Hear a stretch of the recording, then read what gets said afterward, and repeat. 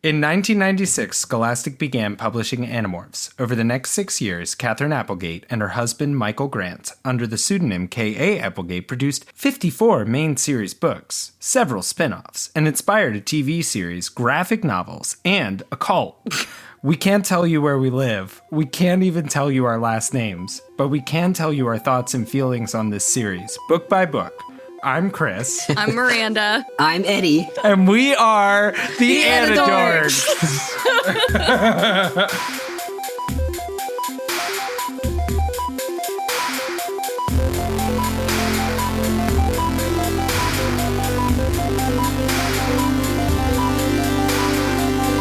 These may be kids' books, but we discuss dark themes and mature content. There may also be some explicit language. Listener discretion is advised.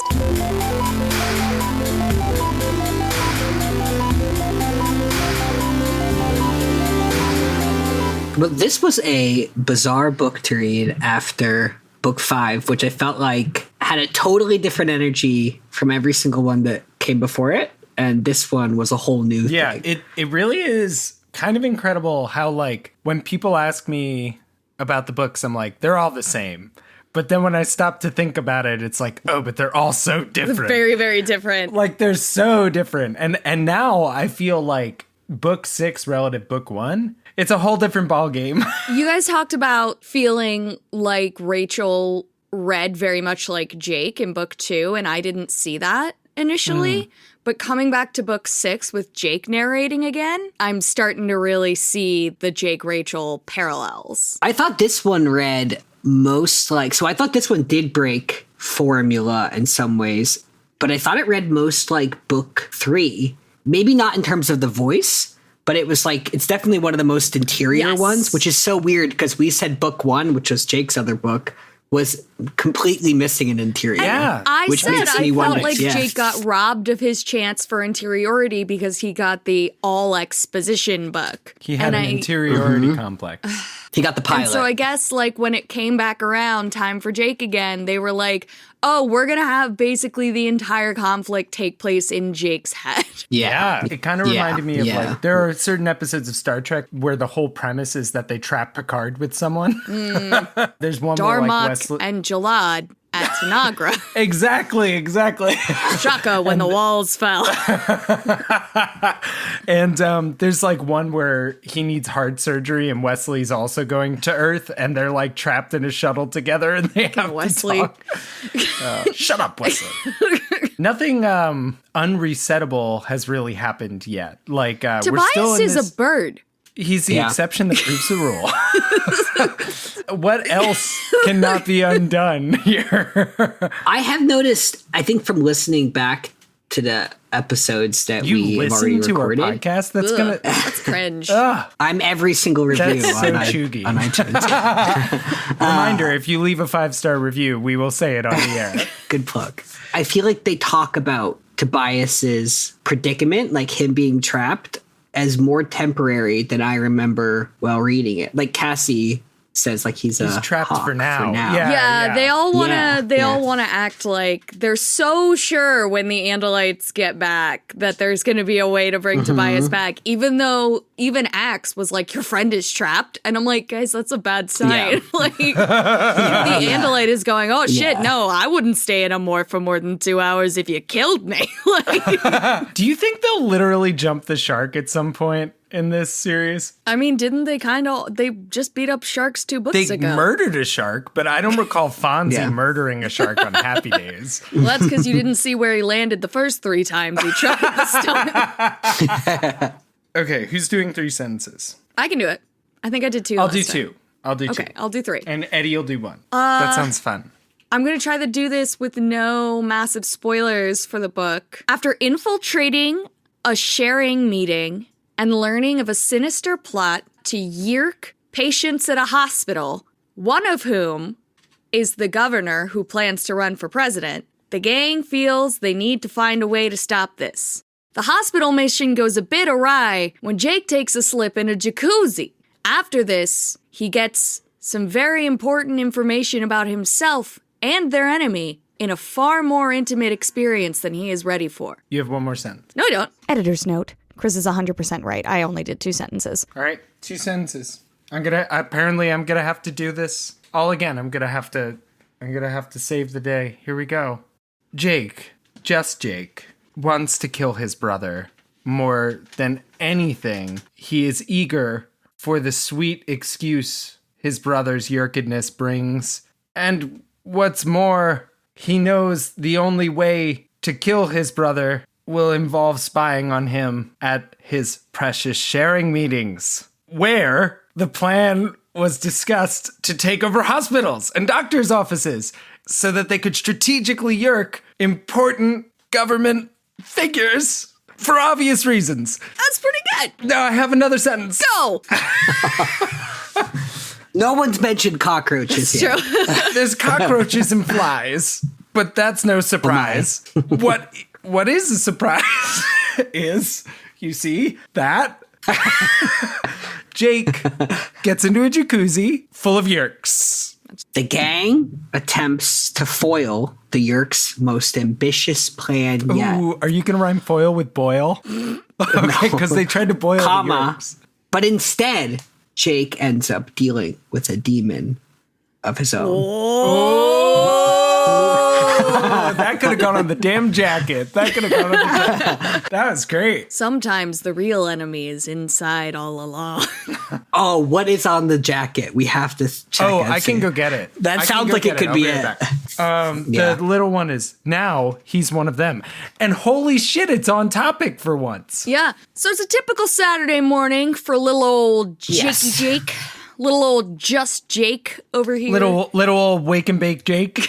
We have Jake the liar. Yes. He comes right out the gate being like, I'm a liar. I'm not as bad as my cousin Rachel, who is a mondo liar. I don't like to think of Rachel as Marco hot, is my cute. cousin, or Marco as cute. But I am Those are two perfectly things okay I do with not thinking think. of Tobias as dreamy, as we will find out later in the book. Yeah. So yeah, it starts off with our normal, like, dramatic, the world is ending sort of intro where he just goes, I'm Jake, just Jake. You don't need to know my last name, but I can't tell you anyway. My story is full of small lies. And I did spend a lot of time thinking about that. I want to know what he did change. He gets to a truth that's big enough to finally say, which is, he goes, I lie about the little stuff, but the big stuff is true. All of it. The Yeerks are here on Earth. That is true. Which, as someone who just came out as a liar, Eddie accurately points out, he could be lying. It's true. So You're like, you know, my brother who always lies and me who always tells lies. Which one of us are you going to believe? Yeah. Labyrinth would have been a much shorter movie if somebody had said that. It's a world where the enemy is everywhere. They could be anyone. How do I know? My own brother is one. Not only that, he says about his brother. So he says, if he knew who I really was, what I really was, he would have me killed or turned into a controller like him. And so it sets the tone for their dynamic. And then I love that it cuts to this all-American boy scene of them sitting there eating Wheaties. It's very good. Like, sitting across from each other. Like, And he's just like... Jake's just like glaring as he slowly brings the spoon to his mouth. It's like grown-ass Fox Mulder is eating cereal with a teenage boy. So Tom is back on his basic bitch shit, like, you gotta join my club, the sharing. And I want to talk about the elephant in the room here. Not Rachel, but the other elephant in the room here. He opens up with a 90s, how do we address this? How do we broach this subject? Because these books have been updated, as Eddie pointed out in your note. It's like they updated so many meaningless things about... Yeah, they just have a pretty untoward an outdated nickname for each other. A not-so-sensitive nickname for his brother. It's kind of a joke about, him being short. Super tall. But he's not short, and that's the joke. Yeah, exactly. But I used this to broach the topic of what did the Baldies kids call each other? And Chris wrote unspeakable I didn't know how to profanity. answer. I was like, you won't catch me admitting anything. It was mostly just threats to each other's lives. It wasn't really so much that we had nicknames. I remember we had I locked my door every night. Slept with a souvenir baseball bat every night. It was great. No, we had a a medical-based video game, and I learned some terminology that really scared our father. What was the video Trauma game? Center. Trauma Center, Under the Knife. Oh. Fantastic DS game. I encourage everybody to play it. Yeah, I remember that Christmas when you were like 8 pounds of pressure crushes your larynx. Yeah, that was it. There was the word larynx that really threw Dad off. And I was like, what do you want, Dad? I had to do polyp surgery last week. Like, of course I know what a larynx is. It was a tense Cold War era household. In the 90s. Yeah. Who was the Jake and who was the Tom? Well, Chris is older. I was probably Yeerk. Yeah. I would say I was Yeah. Yeerked. Tom is talking about doing some cleanup in the park. He's like, Jake, you have to come clean up the mess you made in the park.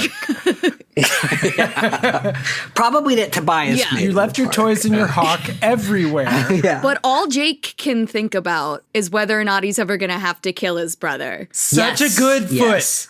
to set out on in Yeah. this book. Yeah, so I was remembering the cockroach scene as the opening, but this is the opening, and it's actually great because, we're on page 3, and Jake says, I was trying to decide whether I would ever have to destroy him, to destroy my brother, who was not my brother, not anymore. And this is when he pours the Wheaties and says, maybe I will join someday, like when hell freezes over. He said, I swear. He's so edgy. And then we learned that Mom and Dad are out playing tennis. That's right. So Tom's going to be out doing some cleanup at the park with the Should sharing. take at least a couple hours. Mom and Dad are out playing tennis. Jake's They- going to you have know- the whole house to himself. And what is a pubescent child boy to do? Well, naturally, he closes the curtains and he It takes... really is like, I feel like as we go through this chapter, there's a couple moments where the language is a bit forward. And I don't know if it's just the repeated mentions of cockroach and all the weird verbs that are used. I'm right there with you because, he opens a little matchbox he has hidden in his desk and there's a little cockroach in it. He inserts two fingers into the He Yeah, slid it's two like- fingers into it. Eddie, can you read this one? I can't. Yeah. I went through the house room by room, making sure no one was there. Then I got the little matchbox I'd hidden in my desk drawer. I could hear a scrabbling noise coming from inside. I slid the matchbox open. I shuddered. It was a nice big cockroach, brown and glossy and about an inch long. Its antennae waved eagerly. The roach tried to force its way out of the box, but I held my hand over it. I know I'm being a 12-year-old here, but No. I think it's like the third Harry Potter movie where Harry goes and is practicing with his wand under the blankets. I feel like they're playing in the same territory as that. It speaks for itself. And so I slid two fingers into the box to get a better contact with the roach. It felt hard and dry. I shuddered. I think that's the second time he that's the shuddered. second time he shuddered. Then he starts absorbing the cockroach's DNA Which is pattern. what It we goes know into full was on the end Animorphs all there. along. This has always just been an Animorphs Yes. book. It's not a big deal. Everybody calm down. Right. Everybody, yes. deep breaths. It's going to be okay. But they are 13, and this is maybe the most explicitly the books have made the Animorph stuff evoke the pubescent stuff that's also going on. It really is like I hear what you're saying, and I was imagining if I was younger and reading this book, would I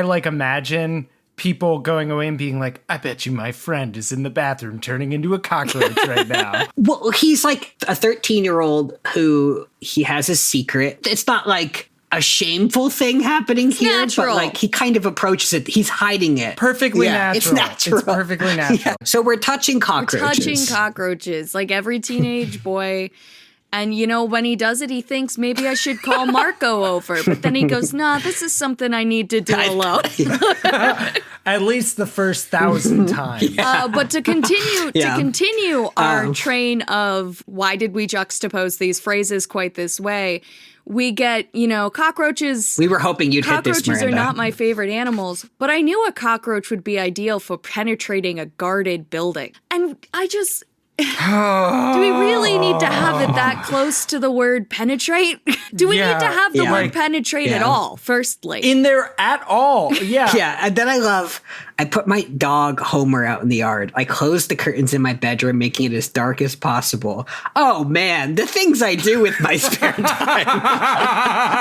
And then he says, should I call Marco? No, I said. do this yourself. He doesn't think that. He says that out loud. And so then Jake morphs into a cockroach.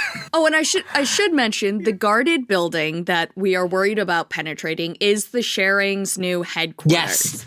There is I don't a reason think that we're doing this. Ostensibly. So I think the first time I was reading this, I was so distracted by what was happening that I missed that. They say it very offhandedly. They say it once. And now I was preparing to become a cockroach. It would be the ideal way to infiltrate the Sharing's new headquarters building, which I just imagined the Scientology Center in LA with like the Sharing. Basically, yeah. The leadership meeting was in a couple of days. I wanted to be there. They really just slipped that in there, and it's easy to miss, I think. Yeah, it's a huge, centerpiece of this entire book is that plot, and it was incredibly quickly set up. So he's having this moment. A private moment. that he doesn't want the dog there for. Yeah, understandably so. I mean, it could be concerning to the dog. The dog might think he was being hurt. Yeah. No, I'm sorry.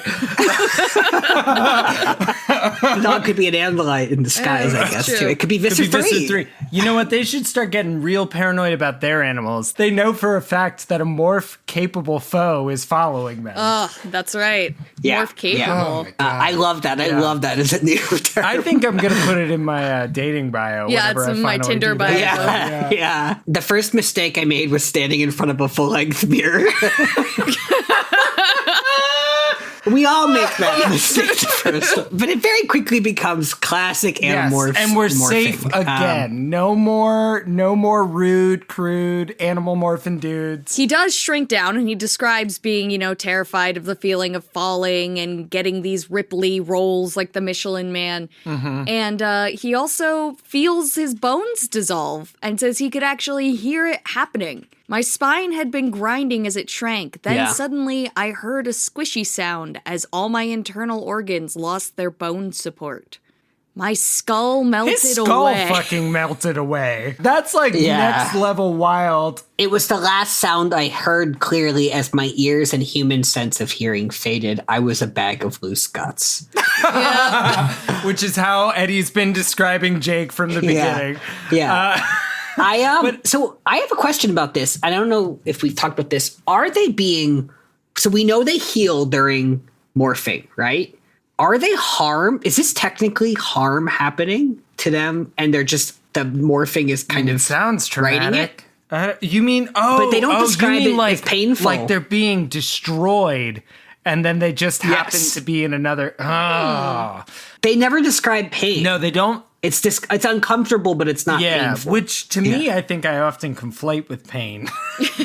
I feel like this morph wasn't even that bad. I don't know if it's because it's book 6 and I've just gotten used to it, or if it's like... I thought this one... It felt like a retread. I don't know if... Maybe it's my hatred of cockroaches, but like bad. this I thought you one... would say Jake. Yeah.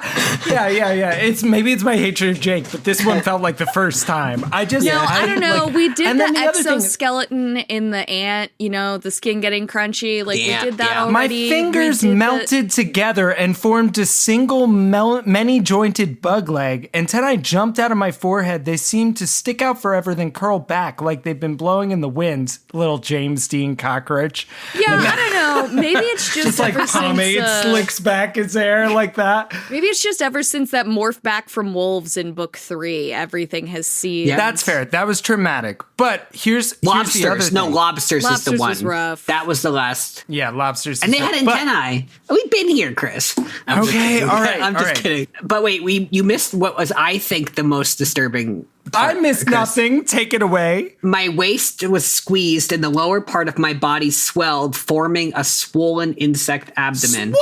Swollen and brownish yellow with they should have used a different word there because I just realized they had swollen so many times. Swollen and brownish yellow with ripples, sort of like the Michelin Man. And something about the Michelin Man was... It's my body swelled, forming a swollen and brownish. It's a lot of swollen. She sells by the seashore. Yeah. But then it just becomes, I think, Honey, We Shrunk Ourselves. Wait a minute. I'm sorry. I was a stunted 6-inch long bug. Should have been the title. They're not that big. They're That could be the not. title of the episode. Well, no, he was Chris and I shrinking. could- He was still shrinking. But there's also Papa Roach, as Eddie is about to explain. Yeah. No, it says, Miranda, it says 6-inch long bug with a few just brown hair and shrunken but still somewhat human Okay, eyes. so that's He's still mid-morph. mid-morph. Okay, Yeah. so a 6-inch cockroach makes me want to die. But that's what I'm fucking saying. Like, if you look at this, I don't know the exact page count, but it's like well over a page that he's freaking morphing here. Yeah, his hair is still disintegrating too at that point, which is just so disgusting. He has human eyes up Yeah. until that point. Yeah. And then he falls into his clothes, Yeah. which I just want to point out, he was completely alone. And I know that you're writing a book about like a 12, 13-year-old boy and you don't want to be like, I closed my curtains and undressed. Like, you don't want to say that in a kid's book, but like there was no need for him to be clothed while doing this morph. Yeah. But I do want to hit, because we always love these moments. So then he loses his eyes as he's morphing. Then I lost my eyes. It took a second to even realize that I could still see. Then, oh yes, I could see, but not the way I saw with human eyes. I just love the interjections that they do. yes. in these Explanations books. are Yeah. so special in these books. Yeah, they come Ecstasy, out of the nowhere. ecstasy. That's Tobias. Dreamy Tobias screaming He needs about Tobias in the ecstasy. ecstasy Oh of my the kill. So Jake's getting the hang of the cockroach brain, but then vibration. Yes. Count one. Count one. I'll hold my fingers up. I'll count. Yes. And then light. That's right, because someone has come in, turned on the lights in the room. And just seeing all of his clothes in a pile, Well, it is Yeah. his room. I blew out from under the folds. No, it does say that. I blew across that carpet. I was rocket propelled. Vibration. So we're up to 4. And zoom, 3 miles an hour. That's very fast when you're only an inch long. Vibration. We get three That's more at the bottom 7. of the page. A nail as thick as a tree oh trunk. my God. Because we make it into the wall. Yeah. We find a crack. They talk about cracks a lot in this It's book, a very too. crack-heavy book. I mean, very crack-heavy book. Yeah. Something moving close by. Oh, gross! A cockroach! Oh, wait. Get a grip, Jake. You're a cockroach, too.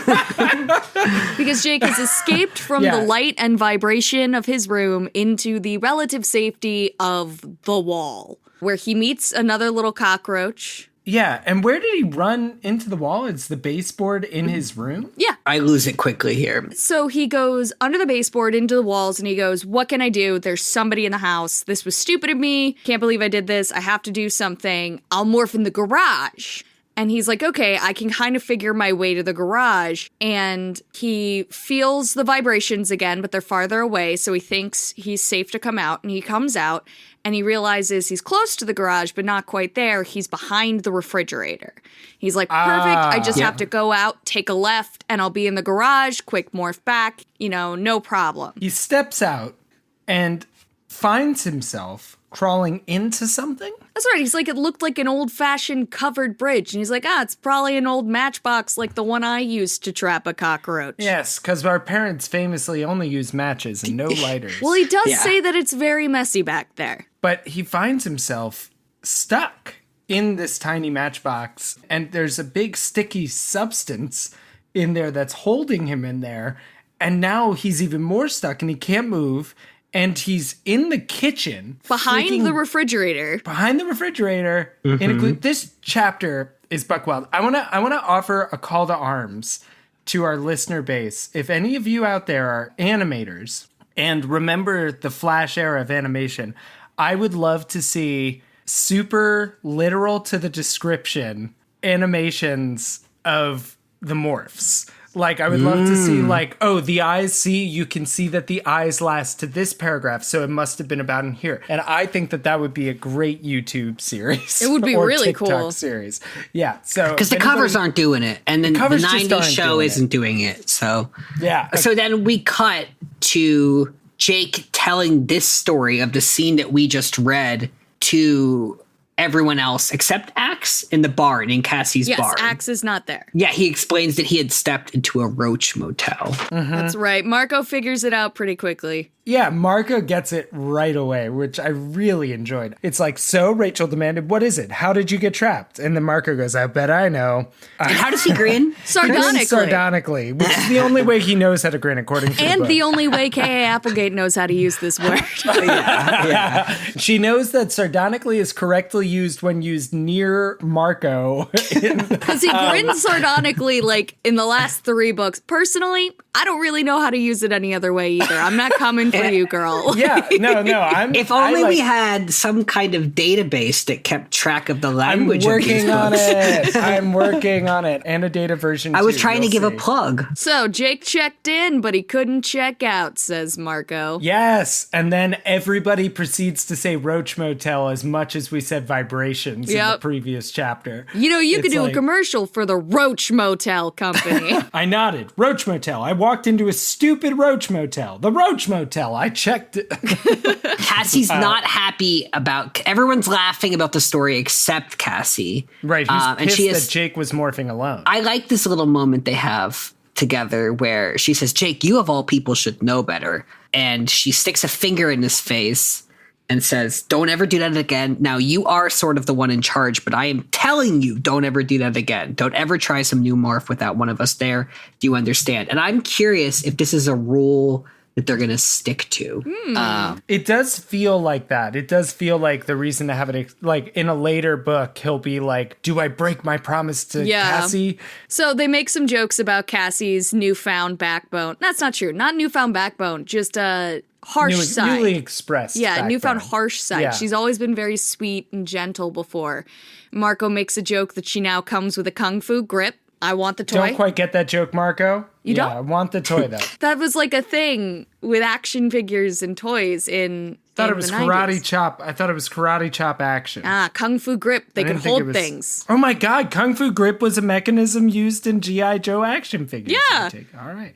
Sorry, go ahead. There's another cute moment between... So Cassie ignores Marco and she gives Jake a private look. Her look means, I care about you, don't be dumb. And Jake sends her a look back, which means, I know I care about you too. He says, okay, I realize it sounds corny, but give me a break. We've been through a lot. And I think we all agree they've been through a lot by this point. That's true. And then we move right into... Obligatory character descriptions. Yes. But Cassie Which gets I don't the think we learned longest that one. much. Jake actually gives a Yes. nice long description of Cassie here and says he thinks she's pretty. But also It's says that very he cute. mostly thinks of her in overalls. Yeah. And boots because she's working in the barn so much. He then gets a little distracted because I guess most guys would say Rachel is prettier. Personally, I don't think of her that way because she's my cousin. I think he sells this one better. Yeah, but Rachel does look like some kind of blonde supermodel. And this part's really good. I like this here. Marco says Rachel's enjoying it all, that she's actually glad about all that's happened in our lives since that night when we saw the Andalite's damaged spaceship land in the construction site.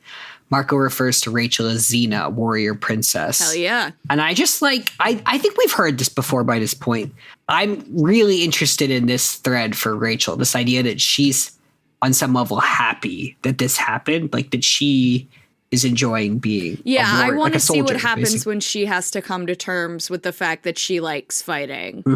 Then we get Marco. Cassie says a lot of the girls at school think he's cute, but I wouldn't know. Yeah, Jake wouldn't know. He doesn't know. Yeah, he does. Yeah, why would he know that? Boys and cousins, two things I don't think about. So at this point, I think we get an exchange. Jake's thinking about Marco and he's talking about how they talk about sports. And I think this is how I would write this kind of dynamic too. We disagree about everything. He actually tries to tell me that college hoops are better than the NBA. Yeah, right. Please, what are you going to do with a guy like that? And I'm not convinced that Kay Applegate knows kissing. anything. Yeah. Not like lean over and give him a smooch, so shut the hell up.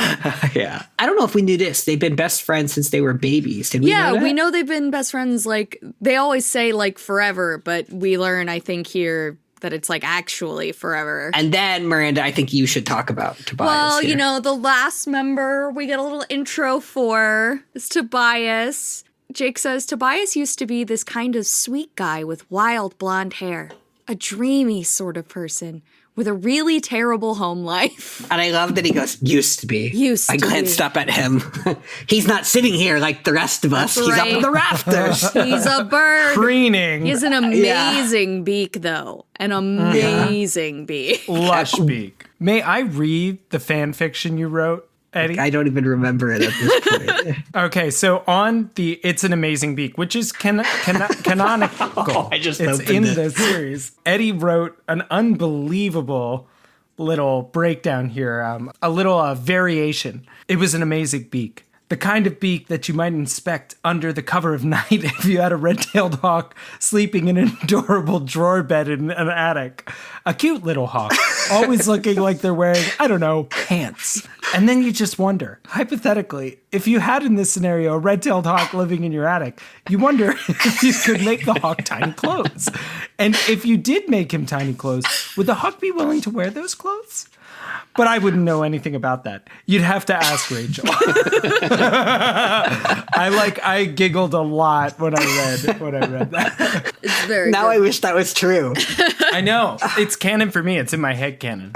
Yeah, so Jake explains his daring escape from the Roach motel, which basically involved slowly morphing back and pushing the refrigerator out far enough from the wall that he fit behind it and getting caught by his parents. This kid is probably naked. But his- or in his underwear. But One his or the head's other. sticking out from the side of the fridge, and luckily, that's all With human. a roach motel stuck to it. Yeah, and so they're like, "What did your mom say when she saw you?" And he's like, "Well, all she could see was my head. It was normal, fortunately. And what she asked me was, Jake, why are you back there? And while we're at it, why do you have the top of a Roach motel stuck in your hair?" Everyone got a laugh out of that image. And then Marco stops laughing and asks an important question. Very funny and all, Jake, but you haven't told us why you were morphing a roach. And don't give me that "I was just trying it out" routine. I stopped laughing. Sooner or later, I would have to tell them. I would have to tell them everything. So- I'm wondering how the story even came up if he didn't contextualize it first. Yeah, he was just like, "I just felt like morphing a cockroach one day." Yeah, the one I keep in a matchbox in my room. So Jake is like, "Yeah, well, we know that Tom is like a high up person, but I think he's even more important than we think. I think he's probably just below Chapman in terms of the Yeerk hierarchy." And Jake has been spying on Tom's phone calls. He says Tom's very careful about making sure that the family doesn't hear anything, but I guess he's been like checking the caller ID or redialing numbers after Tom gets off the phone. And he's realized that he's calling a bunch of doctors and people all at the same specific hospital. The Berman Berman Clinic. Berman is one of the doctors that Tom calls, so he's clearly talking to someone high up if he's got the same last name. And so Jake's like, "We got to infiltrate this meeting and get information." And Rachel's like, "What would they want with a hospital?" And Jake points out that Marco could apparently, quote, "teach a class in paranoia." And so he's already figured it out. And he says, "Oh man, they're going to use the hospital to infest host bodies. You check in to have your tonsils out or to have a cast put on your broken arm. You check out as a controller," which is maybe the creepiest plan yet that the Yeerks have had. I found this very unsettling. It's actually incredibly unsettling because I think it is interesting that the Yeerks have sowed doubt in government figures, cops, and now doctors. Yeah. It's a very strong vibe. It's a very strong vibe. So Tom comes home. We cut to Tom arriving home from his volunteering, and he smells like wood smoke and barbecue sauce. Very manly. Yes. Yeah, I don't have a joke for this one. And the two of you left really good notes, and you're not even going to say them.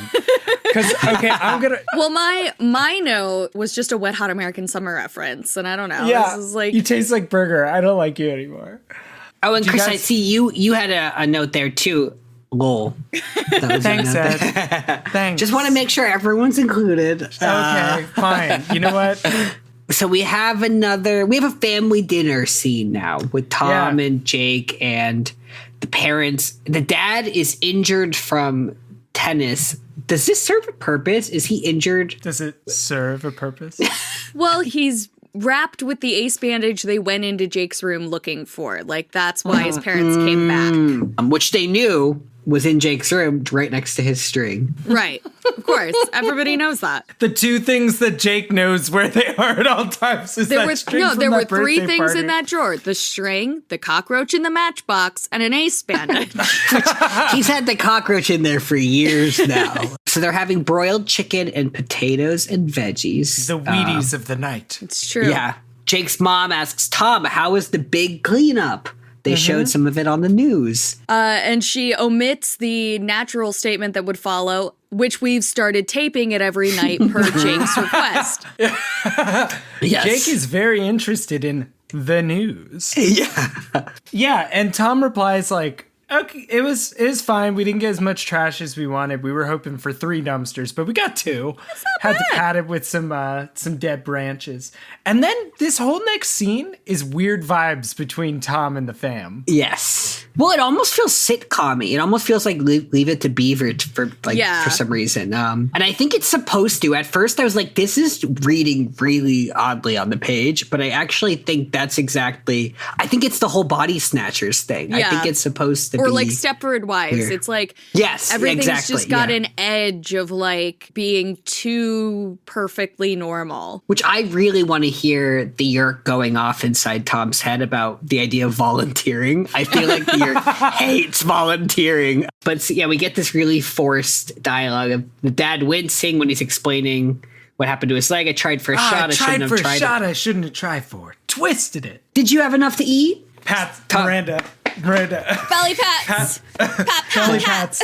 Burgers and dogs and chicken. Not as good as your chicken, of course. Actually, your father cooked. He cooked by calling Gourmet Express and having it delivered. Yeah, canned. But I did microwave the sauce. Canned laughter. dad. Ha ha ha ha ha ha ha ha. That counts as cooking. Slightly smaller canned laughter. Wink. Tom winks. Yeah, the little ding wink sound effect. And he's like, good thing I don't have to eat Dad's kicking. You went for cooking and chicken Yup. at the same time. You almost stuck the landing. Kicking, Dad's kicking. Look at all these kickings. Look at all these kickings. The branded, the name brand cheesecake was I'm bizarre. very to me. confused about the Santorini's cheesecake. I assume it's a restaurant, but Santorini is an island. Yeah, and then so eventually Jake says, this scene I think does go on a little bit too long, but then Jake says, a totally normal scene around a totally normal dinner table. No one would have guessed the truth. In my brother's head was an alien, a creature from another planet. It actually kind of feels like the opening of the Twilight Zone episode or something. yeah. Like, I can hear that voiceover coming in. Yeah, and then he talks about how Axe kind of explained the mechanics of how a Yeerk works, how it Yeah. as we were talking, the piss comes with, the Yeerks totally dissolve into like a liquid and like basically coat and attach themselves to your neurons. And so yeah. while he's thinking about this, Jake just sort of spaces out, staring directly at Tom's forehead.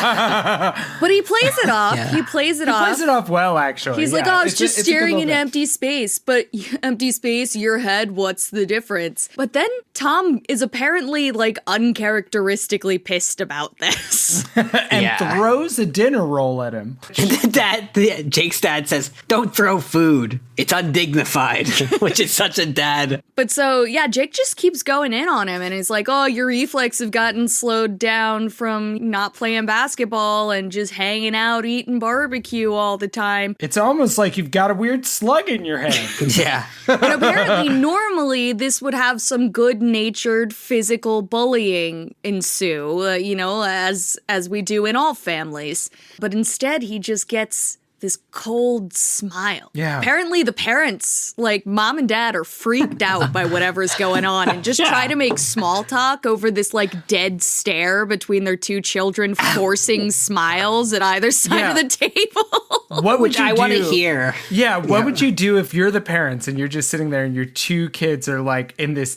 death conversation, like this utter chess game of wits and wills and Did they already broke out the cheesecake? I think that's when you break out the cheesecake. No, he says yeah, cheesecake's that's later. it. The mom should have been like, how about cheesecake? That's why you get the cheesecake for this moment in the Right, night exactly. when things get a little bit weird. Because Jake just like stands up abruptly and is like, I have homework to do. May I be excused? And then the mom says, you can come back down for cheesecake. But then Jake starts off and Tom races after him to the stairs. So like Tom's supposed to be like chilling, doing his own thing. Jake's like, excuse me. And then Tom's like, excuse me, and bolts out of the room and grabs him on the stairs. And then where he continues to affront him. he continues to push the sharing. He's like, you really have the wrong idea about the sharing. And I'm like, he's just said he doesn't want to come. Like, he hasn't even said anything negative about it. It's kind of weird. And then he's like, well, what did you get up to that was so important when you could have been helping us clean up the park? Jake's like, oh, I was just hanging out with Marco. And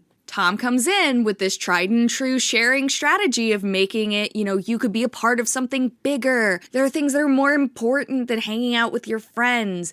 You could be part of something great, not just some nothing kid. Which I disagree. I think hanging out with Marco is lit. Yeah. You know?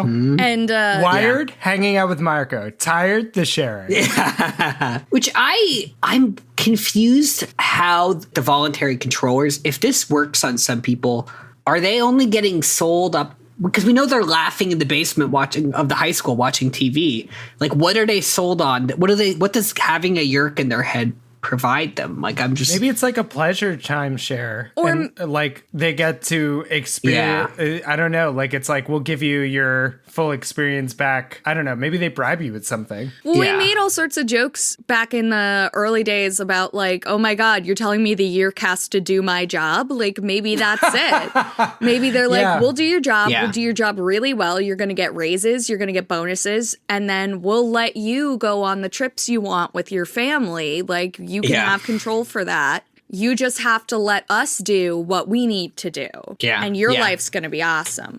Or it's just a cult and they're like, the Yeerk overlords are going to turn this planet into something better than it is. You just have to Which, help us like- destroy it first. In any situation where there be alien invaders, one would imagine that there'd be some contingency that would side with the aliens. Like, I Yeah. think that's like a fair assumption. I do think it is unlikely that they would find people so readily. Yeah, Like, and also that would be sold on this like spiritual angle, which Jake or Tom is kind of selling. Well, here. but Like, then can you be a just part end of up in something. the same like sunk costs fallacy that every cult is, where they're like, well, I've done so much for it already. They double down on believing that it has to be the right thing, because otherwise they're like, surely I wouldn't have done something horrible. Yeah, you have it to admit has you're to wrong. be the right thing. yeah, it's not a pretty picture they paint. Jake turns him down still, though. He says, thanks, Tom, but I don't want to be a part. I guess I'd rather just be one person. I want Jake to go, you're just like the ants, or something like that. I kind of wanted him to say, I'd rather be apart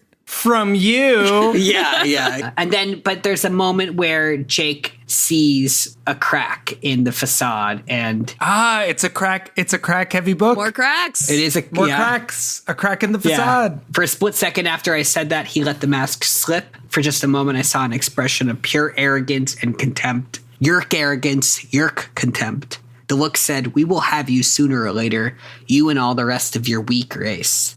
And then just like that, it's gone. Guys. And, I can't believe he said that out loud. Y'all. What? Yeah. I just had a thought. What? Well, this very Yeerk, at a crucial moment later in the Yes. book, will again fail to disguise his feelings. Yes, Yeah. that's right. So this He's setup, belligerent. Yes. That's actually, I wasn't Yes. tracking that character. And that's actually, Oh it's yeah, really... this is him. They have a normal night after that. They watch TV, they eat cheesecake. It's like they're just one big happy family pigging out together. And then Jake has a dream.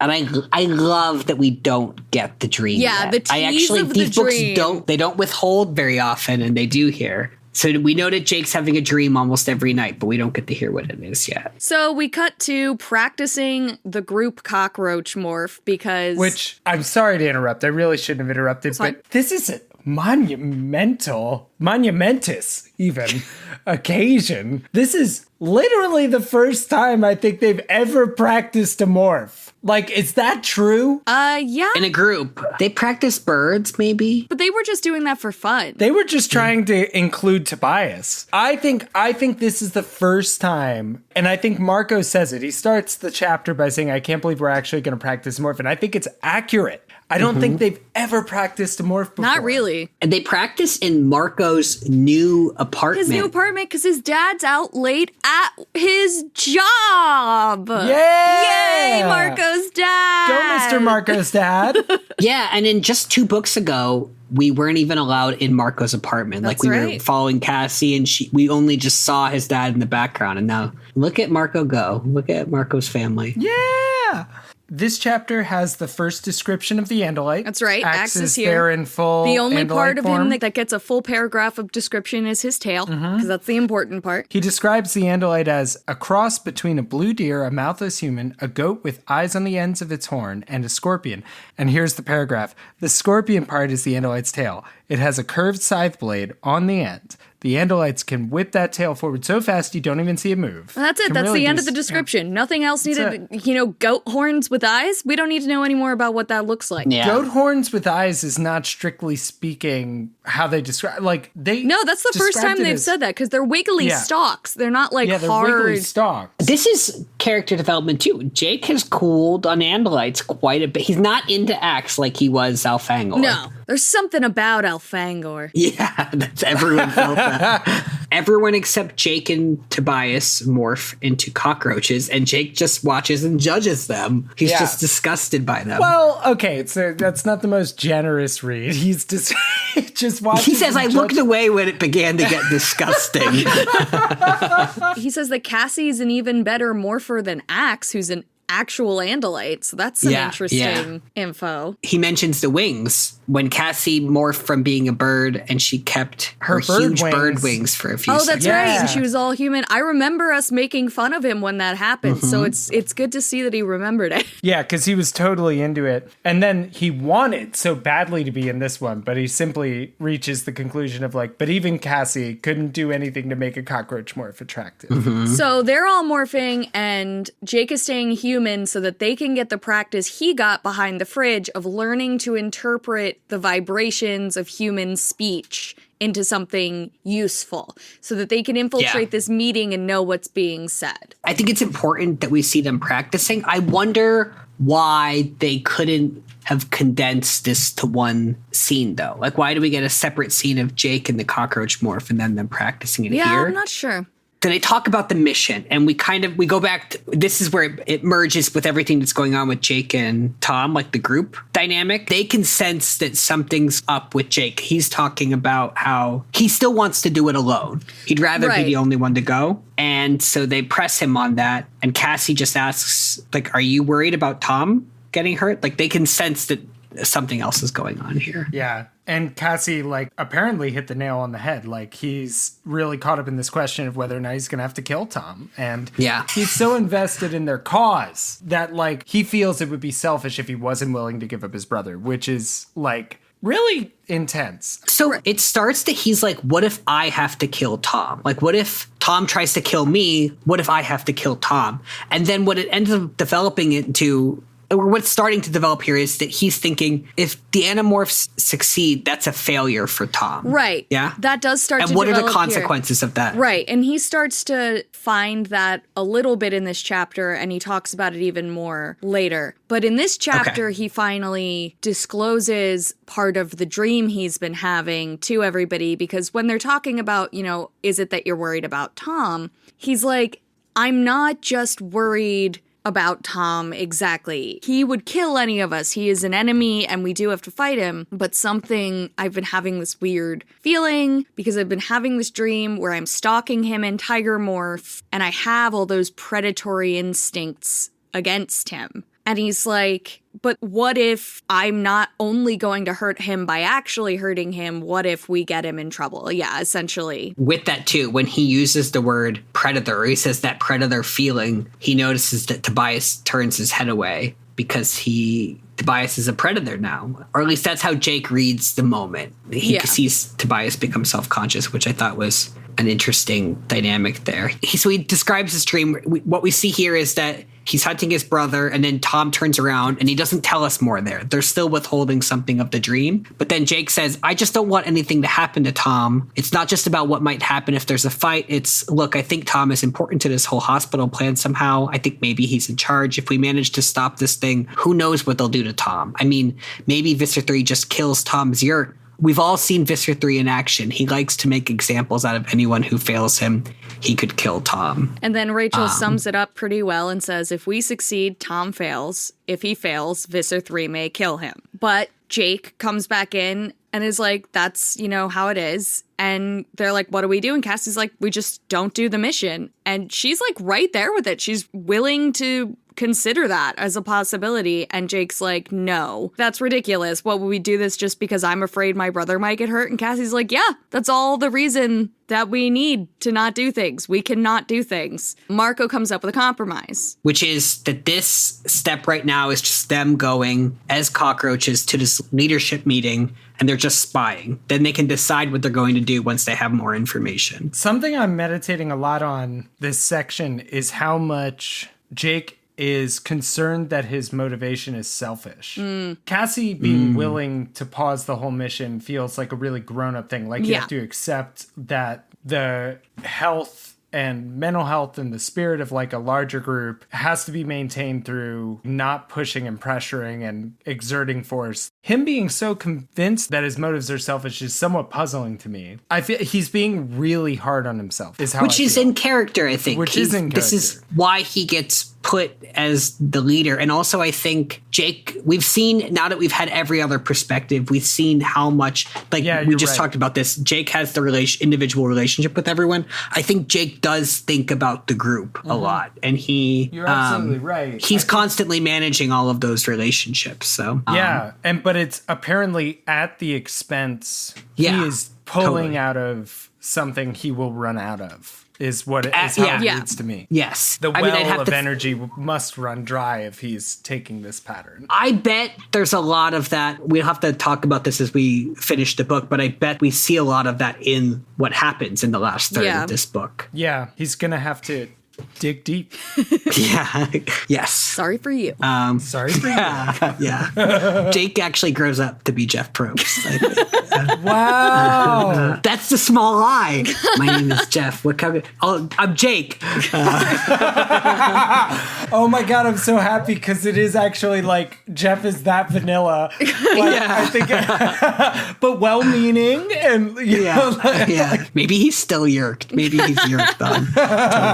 Makes sense. He's on reality TV. He's learning about human behavior through this social experiment. That blank smile on his face at tribal council. He's just like, interesting. Yeah. Okay. He's got the head bob too. He does like this whole thing. Like, yeah. So we're going in. We got to get to this leadership meeting. They've got a new headquarters. It is not up to code. It has only one entrance. It appears to just be a white cement building with one door. And a bouncer outside. Yeah. A big burly fella. I'm very confused how they're presenting this to the public. Agreed. Agreed. I have absolutely seen churches that look like this. I just want to be clear. With a bouncer. Okay, no, not exactly with a bouncer. Yeah, Axe is there. He said human morph. So that what they do is to infiltrate this building, to penetrate this building. Correct. They're going to go to abandoned building around the corner, which is just left there. These group of kids can just go into This is a kind of run-down area, they said. There's some abandoned storefronts as well as just might be in like an industrial part of town. Yeah, just some lower-end shops and boutiques and a couple restaurants. Axe makes fun of our puny 2 human legs. Can't understand how we could run in these bodies. Marco plays into this is so good because Axe is like, how do you guys do this without even a tail to balance?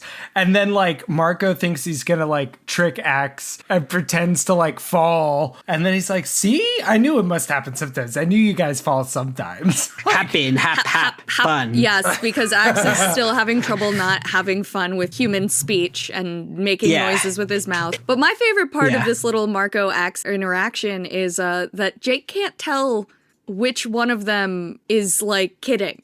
He's like, I don't know if it's a joke that Axe is in on too, or like if Axe just doesn't understand that Marco's kidding. I also like Jake has the very dad-like line about Axe and the whole Cinnabon thing we saw earlier. Yes. The boy was dangerous when he got around food. The boy. Oh, that does sound like a dad right there. Yeah. So they walk through the neighborhood, they get to the basement, and they enter into the basement, and they're getting ready to do their cockroach morph. And they have a lot of little fun exchanges here. This is a very fun little scene. They're talking about like wow, how glamorous our whole Animorphs lifestyle is, like being down here, and like, oh, how proud would my mother be to know that I'm turning into a cockroach? Her mother, right now? lawyer of the year. Yeah, both Rachel Yeah. jokes, right? Yeah. Rachel gets another good line, which is like, absolutely, spy time, stealth is my middle name. That's right. Like, Her there's full a lot name of- is Fluffers Rachel Stealth McKitty. Yeah. We got to keep And she a says this running because tally. Cassie is worried that she's reminding them, we're not going in here looking for a fight. This is a spy mission, which Yeah. I don't think they need to remind Rachel. Rachel actually had this spy book. Yeah, she's great fun. at You know- secrets. Okay. Almost too good at secrets. You know, Yes, I see where you guys are coming from on that, but it does behoove one to set Rachel to stun, okay? No, cats have Like- paws.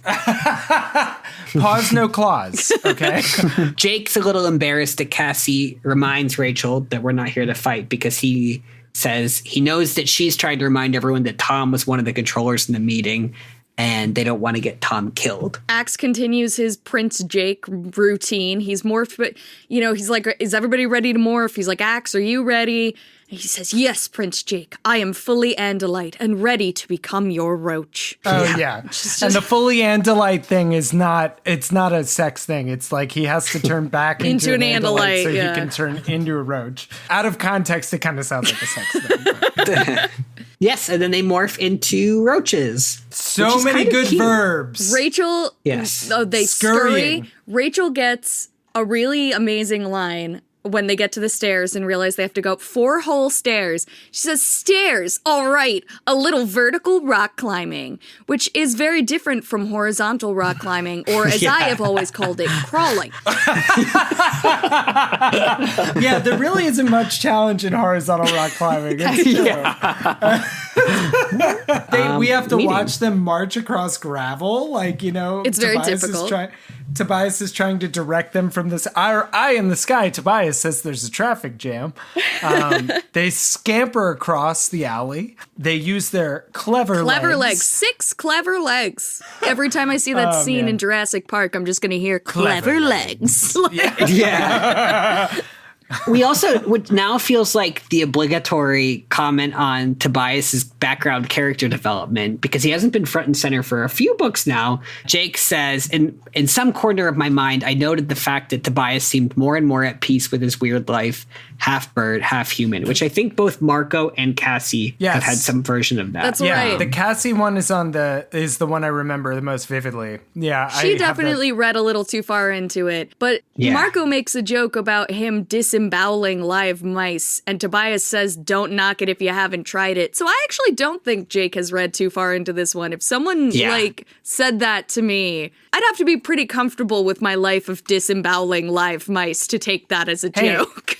Hey man, he's our resident freak for a reason, like he owns it.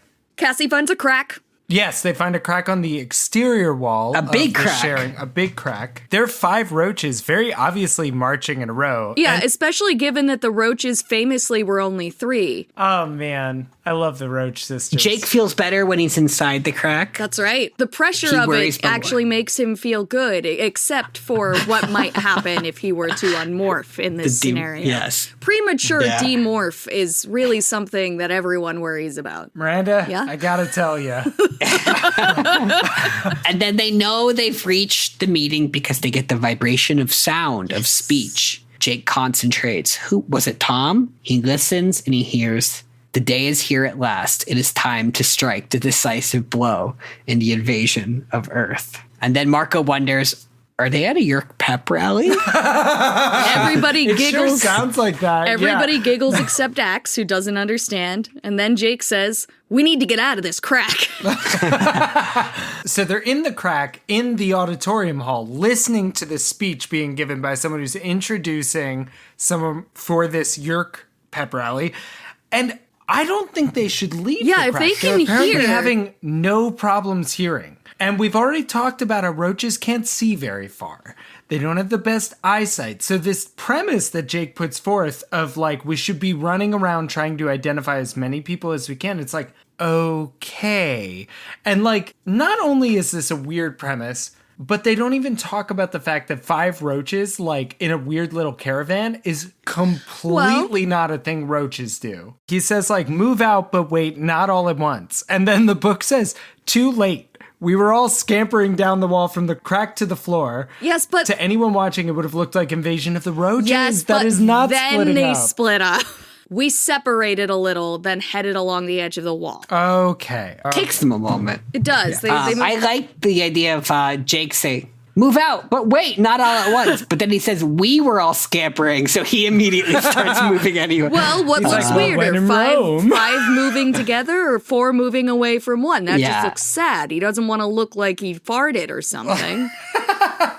Before they can get too deep into this, though, a limo pulls up. That's right. Tobias tells them. Oh, yeah. I love that a limo arrives. Oh, it's a limo because it's all ego with this Visser. There are 2 cars all accompanying the limo, full of very tough-looking dudes. It's a veritable motorcade. They're armed with guns. Tobias can see them under their coats. And then he notices there's a human getting out of the back of the limo. He staggers a To little. I'm clarify, guessing the other because- guys getting out of the car are also all humans. Yeah. You were like, all these tough Yeah. guys get out of the car, and then a human gets out. Like, Oh, he staggers like he has trouble walking. It's Yeah, a getting call used back to to it. Axe. Oh, how does this happen, guys? This whole next scene. How well, do we do I'll it? tell you what happens. They're What do you mean? warned that these people are coming, and they're like, all right, we'll be on the lookout. And then they all march in, and they feel the vibrations of them marching in. And then they hear someone announce, "My brothers in arms, I present to you our leader, Visser 3.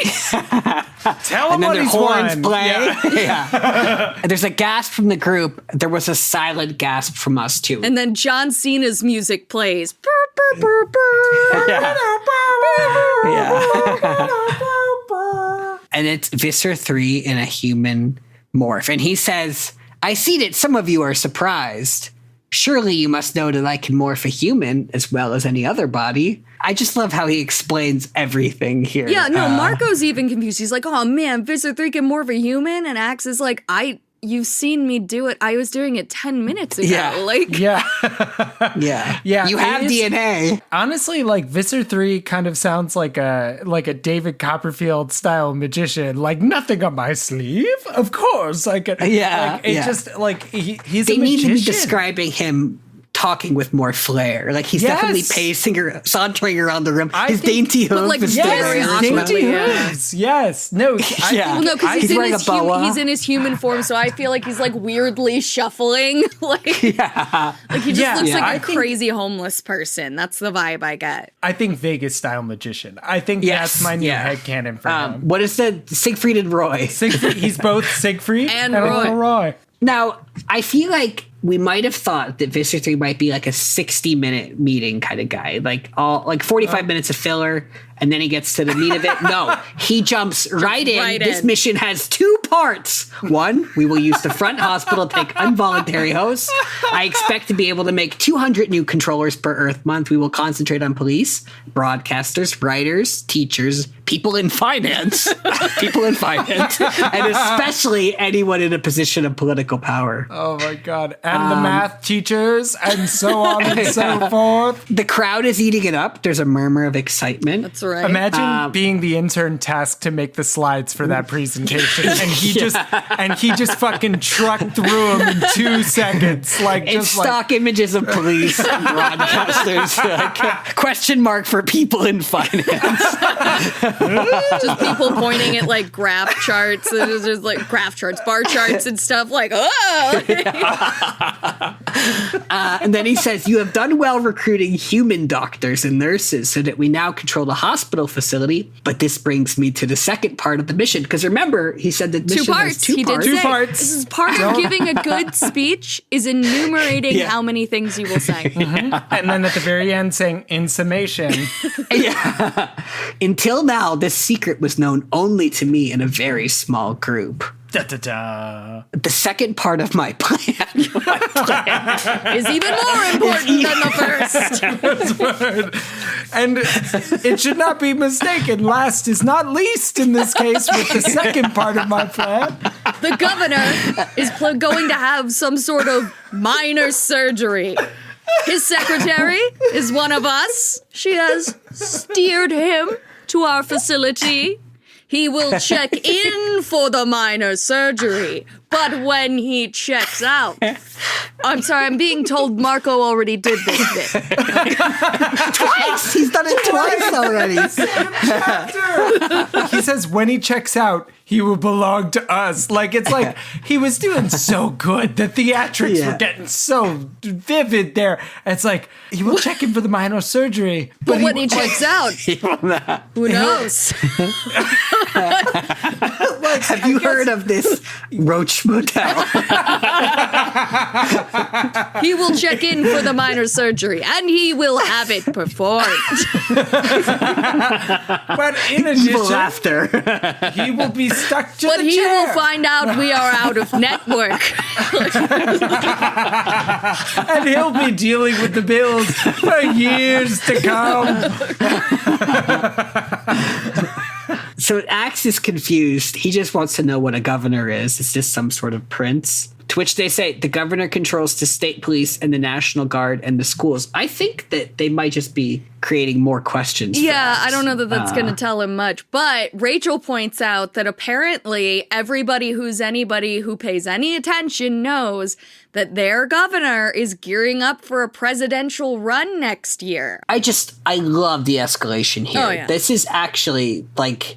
It just skyrockets immediately. That's right, because she's like, he's running for president. We'll have a controller in the White House. Axe is like, what does this mean? What is a White House? What does it have to do with this? And they're like, listen, it's a really powerful person in one of the most powerful places in the world. And Axe says, then all would be lost? Yeah, Axe, all would be lost. So... they decide to bail. They've learned what they need to know. Here we go, chapter 9. Back to the crack, Cassie asked. Back to the crack! So as Jake's running, he's trying to process it. He's saying, I could not believe what I had heard. It was insane. If the Yeerk succeeded, we were toast. Pure and simple. Just in case. Anytime I hear an exclamation now, I'm going to hear the ecstasy right after it. Yeah. But as Jake is fleeing and processing all of this, a strange vibration occurs in the air above him. Danger! Run! Whop! It was like someone had dropped an entire 3-bedroom house an inch in front of me. That's right, folks. The impact was Somebody awesome. tried to step on Jake. Somebody brings it to the Vizzer's attention and is like, look, Hey, there's Vizzer. several small insects. I don't want to be weird. And they're like, oh, there's cockroaches everywhere. Don't worry. Hey, Vizzer, could this be important? Mr. 3 explodes. Fool! Ooh. Do you think Andalites cannot morph creatures so small? Someone kill this fool for me. Blam, and then blam. he kills him. Blam, blam. Somebody Blam, blam. fires a gun. A whole And poor ass Jake gun. worries it was Tom. That's right. He's worried Tom could have been shot. This was all Tom's idea, and now there were whole ass roaches. gun. Basically, everything goes to shit and everyone splits up. Yeah. They're all Oh, trying They yeah. to trust save their Everybody- cockroach yes. 5-0 brains. As scatter. anybody knows, it's very Yeah. hard to step on a cockroach. And really, like, not a damn interesting thing. I mean, Like, here's one thing. Okay. He compares the size of the feet trying to crush him to Greyhound buses. that is true. Which Yes. is a nice kickback to book 1. We Weird do get measurements. an I don't want to die like this from Cassie. That's a good one. Oh my god. Which I forgot Marco about had that last book. yeah. Or 2 books ago. We get I a guess. Yeah. And then we get a whole new Of a we get a whole new Yeah. onomatopoeia of a shoe squeaking spelling. across the floor Yeah. because they realize they can't stomp on him, so they're going to try to squish him against the wall. But he jumps over it. This is when Jake- I'm having the thought, can't cockroaches fly? Only kind of. Yeah. Well, and he also I've has the seen thought cockroaches- right before he hits the wall. He goes, gets wait, kicked by one of I the- had yeah. wings. too late because he ends up on someone's shoe and they kick the shoe and he goes flying off of it. And then he's like, oh yeah, I can fly. And he smacks into a wall. Yeah, and he lands underneath a newspaper, right? Yeah, he falls hides down to the under wall some and he crawls newspaper. under a newspaper to hide. He checks in with everybody. And Rachel escapes on someone's sock. Yeah. Marco is hiding in a toilet. Cassie and Axe got out. And here's where the shit really hits the fan. Yeah. He's hiding under the newspaper, but they start indiscriminately spraying Raid everywhere and anywhere. I think they put off bug bombs. Oh. I don't know why they had it. They don't seem, nobody before this seems to have said we need to be prepared for if there's a large number of bugs. But he says he sees like a fountain upside down on the floor. The way he describes it seemed You're like right. a bug bomb to me. You're right. A droplet landed on me, then another. I felt my legs stumble. Jake sees the door. Another foot tries to crush him. And then he realizes what's happening. I was poisoned. The nerve gas was beginning to work. My legs were tangling up. My antennae were waving frantically, unable to smell anything but the deadly rain of poison. And this then is where the someone's getting- Visser blows it again. The Visser is like, no, keep him alive. Don't crush him. He's my Yes. favorite. Well, he might We'll have ourselves an Andalite. That's right. We could have a new Andalite controller when we're done with this. That's what the Visser thinks. Mm-hmm. And so Jake lays there dying. And that's where the And book ends. Yeah, that's chapter 9. It's famously the last book until audience members begged K.A. Applegate to write more. Tobias swoops in, saves the day once again, picks up little cockroach Jake, and takes him to a nearby roof. Chapter 10. He says, hang in there, Jake. It's me, Red-Tailed Airlines welcomes you aboard, and I am hauling my feathered butt out of here. And Chris seems to have just highlighted butt. They did just highlight that, yeah. Hey, whoa, I didn't realize you could see what I highlight. They land on the roof of a fast food restaurant. And he's Tobias still is dying. yelling at him to morph, but Jake is dying. He has no control he's over not his really body. responding. He's twitching and jerking, and then he lapses into a dream. And Dream. it's an extension of the dream he had had many nights before where he's a tiger chasing Tom. And we finally see the ending, Yes. right? That's Yeah. what's happening finally here. see the Yeah. ending to this dream that he's been having. And that is that right as the tiger is about to pounce on Tom and kill him, as he can picture sinking his teeth into his neck, suddenly he is the one crouching against the tree, and the tiger is Tom. Well, it's still the tiger, but it's killing him, and he knows that Tom is the one in the tiger. Right before the dream happens, too, Jake's trying to morph back to becoming human. Yes. And he tries to form a mental image of himself, but instead, that picture was all mixed up with dolphins and birds and tigers. And so I just think it's that's interesting a really that he's that's a really nice. he's losing his sense of, his sense of self is getting lost at that moment in all of the Yeah. morph states.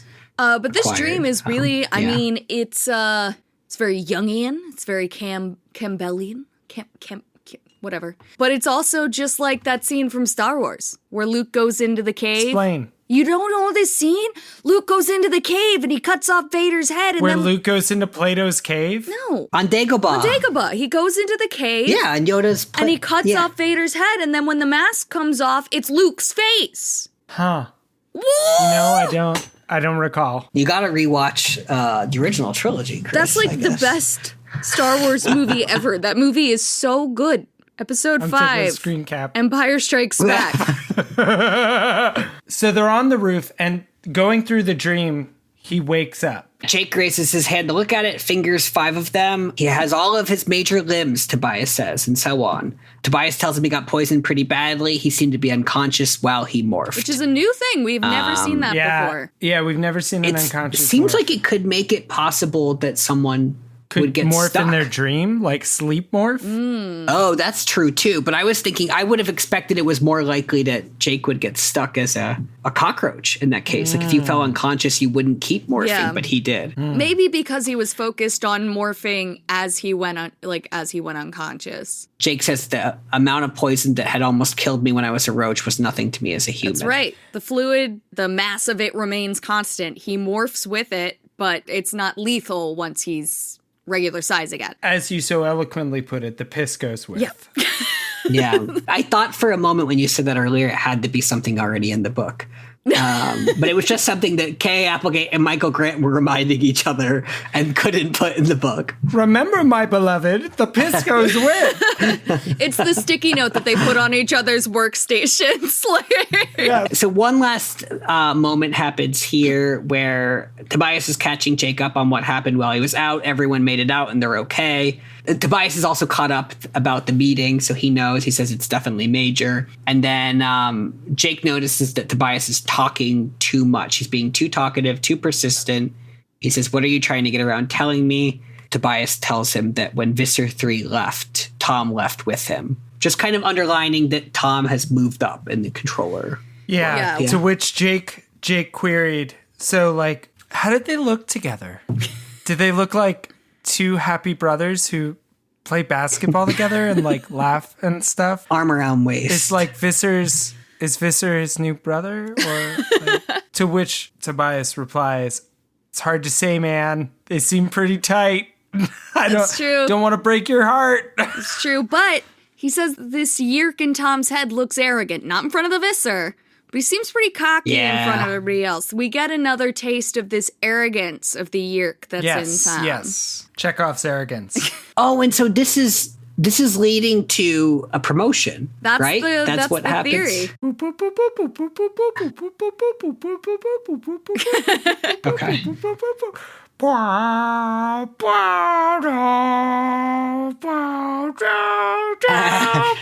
So everyone's safe for now.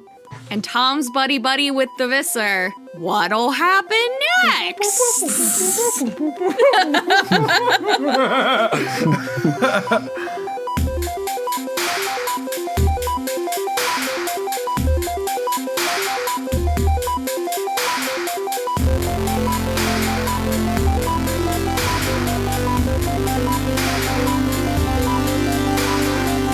Thanks for listening to ANIDORKS. We'll be back soon with lots more to say.